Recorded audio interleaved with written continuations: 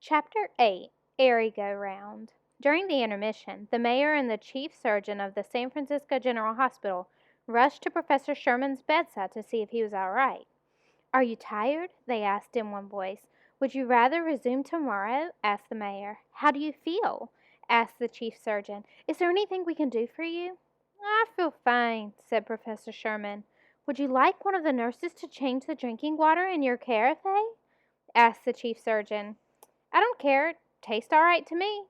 "Could I fetch you a little refreshment?" asked the mayor. "Something to renew your strength?"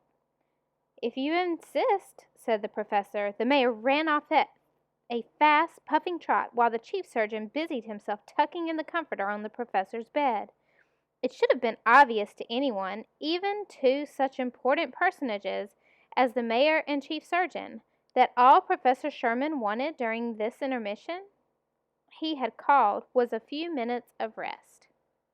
The mayor came back with a nip and the professor swallowed it in one gulp. Then, looking at the mayor and surgeon, he said with a smile on his face, "You know, gentlemen, this to me is very funny. A little over a month ago I was an insignificant arithmetic teacher who would have found it almost impossible to get to see either one of you. Now you are waiting on me like a pair of well-trained valets. I thank you for your kind attention. It goes to show how wonderful ballooning can be. You never can tell where the winds will blow you, what fantastic good fortune they can lead you to. Long live balloons!" he shouted. The mayor and the chief surgeon joined in with a few sheepish giggles, then backed away. By this time the 15 minutes were up, and Professor Sherman was gratified to see that the people of the audience had quietly returned to their seats and were sitting attentively. The packed auditorium wasn't making a sound. It was waiting anxiously to hear the end of this extraordinary story. The chief surgeon saw, as before, that the professor was comfortably propped up with pillows, and the mayor walked over to the professor's bedside. With one hand resting on the head of the bed, he turned to the audience and said, "Again, it gives me great pleasure to present Professor William Waterman Sherman." The professor thanked the mayor, cleared his throat, and resumed his talk. "Mr. F. led me to the first invention he had promised to show me, the balloon merry-go-round. On our way I told Mr. F. that the name of the invention suggested something at an amusement park. Just what is this invention for?" "It is part of an amusement park," said Mr. F., "which the children of Krakatoa are planning for themselves. You see, our children now are between the ages of 10 and 15. When we return from our trips to other countries, they help us unload our freighter with great interest. It suddenly dawned on them a year or so ago that it would be an excellent idea if a few boatloads were brought back full of supplies exclusively for them. For after all they do own a share in the mines too. We agreed to give them 2 boatloads a year. So all of the children held a meeting to decide how best to fill their freighters. This amusement park they have started to build is the result of their planning. The balloon merry-go-round is their own invention, designed with but little help from us." "Is there any school here?" I asked. "The children have no formal schooling. We have taught them how to read and write, and we have tried to teach them a little arithmetic. They have all taken part in the building of our international houses, which is most educating in itself. But, all in all, a school is sorely needed here. You aren't by any chance a teacher, are you? Just what does the title professor stand for in your case?" "Professor of, aeronautics," I stuttered. "I teach balloon theory at, the San Francisco Lighter Than Air School." I felt a flush of heat in my cheeks as I waded through this fabulous lie. I had no intention of getting involved again in teaching, the very thing from which this trip of mine was intended to take me. "How interesting," said Mr. F. "That goes to show how quickly one gets out of touch with one's native city. I can't say I even recall hearing of such an institution." "It's one of the latest," I muttered, "practically brand new." Then quickly changing the subject, I asked what other forms of amusement could be found at the park. So far, they have just had time to design and build the merry-go-round, but they have a lot more planned.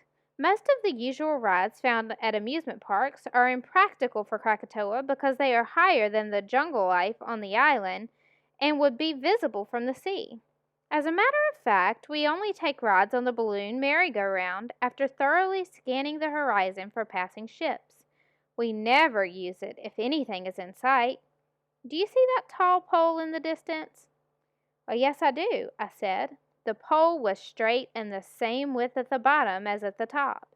It was threaded like a gigantic screw and it was about 75 feet tall. That's part of the balloon merry-go-round, the axle around which it revolves to give it its spin when it is gaining altitude. "Can't that be seen from the ocean?" I asked. "Yes, it can, but one lone pole isn't enough to attract much attention from passing ships." We came to a little forest of palm trees, the same sort of neatly kept little forest that I had seen the day before, with freshly cut lawn instead of the usual jungle underbrush. We walked through this forest for 100 yards or so and then came upon a clearing. In the middle of this clearing was what was apparently the balloon merry-go-round. There were 8 little boats around the base of the pole, all joined together, bow to stern. In the place of oarlocks, there were 2 brass rings on these boats, and through these rings passed poles which all met at the main vertical pole of the merry-go-round, where they were screwed into the hub of another large brass ring around the pole, forming spokes of a giant wheel.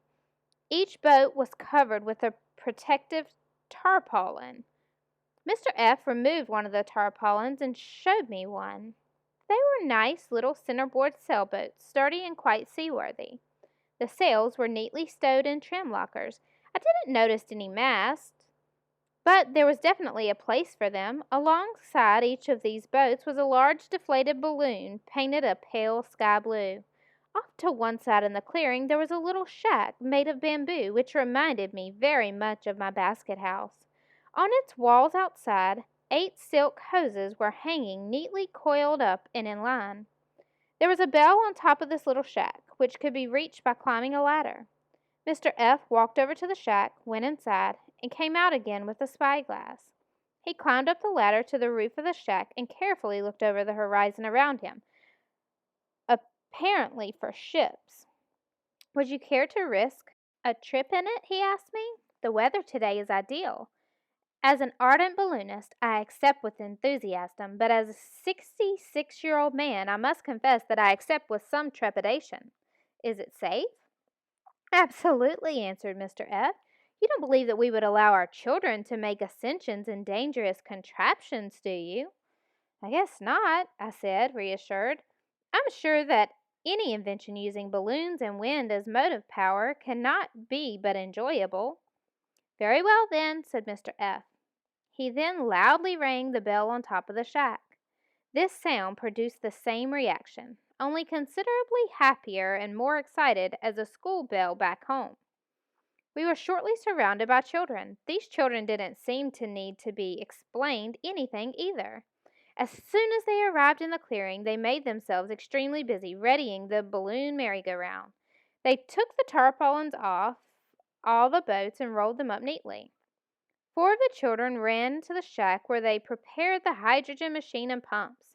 Another 8 each grabbed a silk hose, attached it to the hydrogen machine in the shack on one end and to one of the balloons on the other. The balloons were all carefully unfolded and laid out flat on the ground, and the nets and ropes which attached them to the boats were carefully placed around and beside them so that they wouldn't get tangled up when the balloons were filled with gas. Slowly, the balloons started to fill with hydrogen, the ones nearest the pumps filling faster than the others. They lazily lifted themselves off the ground with the children watching them carefully, constantly straightening the ropes so they wouldn't get tangled. Soon they were all full of hydrogen and straining at the boats which were roped to the ground. All 40 children were present, working efficiently on the merry-go-round, although it was apparent that there was only room for 14 of them on this trip. There was room for 2 in each boat, making a total of 16 seats, but Mr. F. and I were going to occupy 2 of the seats. There was no arguing among the children as to whose turn it was. They must have had some sort of passenger schedule they followed closely. I did notice that neither B1 nor B2 were among the children who climbed into the boats when they were ready. I suppose that this was because it was B Day of the month of the Lamb and they had plenty of work to do at their British chop house. I sat in a boat with Mr. F's son, F1, and Mr. F sat with a child in a boat which was on the opposite side of the big pole from ours. "This will make the merry-go-round balance better," said F1. There were 2 children on the ground near each boat. When we were all aboard, they detached the silk hydrogen hoses and rolled them back up to the shack where they carefully hung them up. They then returned to us and one held a rope at the bow of each boat and the other held a rope at the boat's stern. One of the children passengers had a blank pistol, the sort used for starting races at track meets. He stood up and yelled in a high, clear voice, "Is everybody ready?" A shrill and deafening "Yes!" was heard, mixed with the deeper voices of Mr. F and myself. At this signal, the children standing near the boats all gave their ropes a sharp pull which seemed to unhook the boats from the ground, and they all ran around the pole in the direction we were heading, giving us a good, fast start. The boats were joined together to form the rim of a wheel. The poles going through the brass oarlocks of the boats formed the spokes of this wheel. The spokes were attached to a big brass ring or hub of the wheel, and this whole gigantic merry-go-round revolved around the 75-foot pole which was pointing straight up to the sky, and was threaded like a screw. The balloons lifted the boats around and around the huge screw up into the air. The balloon merry-go-round gained speed as it gained altitude. The pole was well greased so that by the time we neared the top we were going very fast. I asked F1 what happened when we reached the top of the pole. "Do we quickly deflate the balloons and revolve back down to the ground around the pole in the opposite directions?" "Of course not," said F1. "We fly right off the pole into the air." "Well, how do we keep the wheel straight when it's in the air?" "You'll see," he said. And that, my friends, is the end of part 1 of chapter 8. I cannot wait to see what happens tomorrow. Please complete your reading response at this time.